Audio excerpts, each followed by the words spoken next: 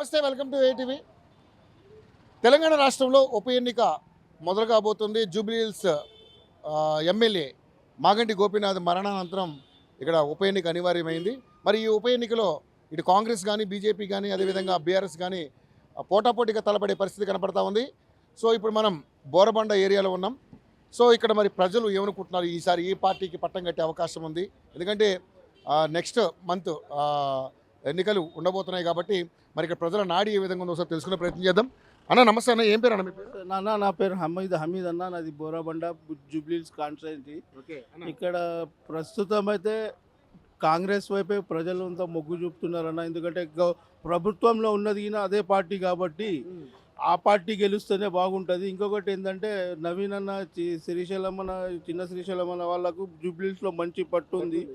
మళ్ళీ ఇంకొకటి ఏంటంటే మంచి చెడుకు ఏదైనా కావాలంటే వాళ్ళు పేద ప్రజలకి మంచిగా హెల్పింగ్ నేచర్ వాళ్ళది.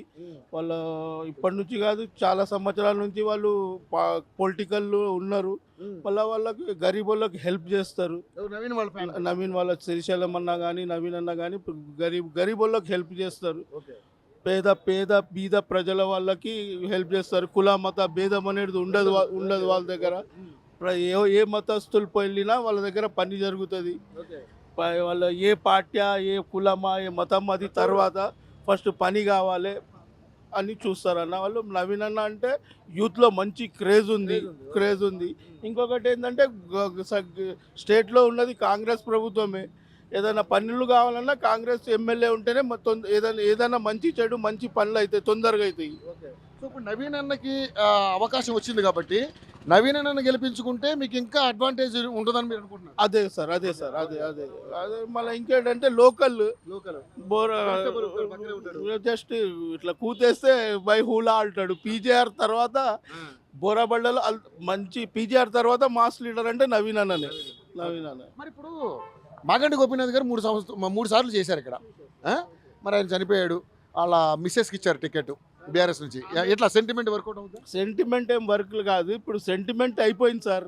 ఇప్పుడు ఒక పీజీఆర్ తనయున్నే ఓడిపించారు. ఆ సెంటిమెంట్ అయిపోయింది. ఇప్పుడు పన్ను చేసిన వాళ్ళు కావాలి. ఆమెకు రాజకీయ అవగాహన లేదు, పొలిటికల్ లేదు. ఆమె ఇంతకుముందు అలా ఒక హౌస్ వైఫ్. ఇప్పుడు ఏదో సెంటిమెంట్ వర్కౌట్ అవుతుంది అంటే కాలేదు. అది నా అభిప్రాయం. అది సార్.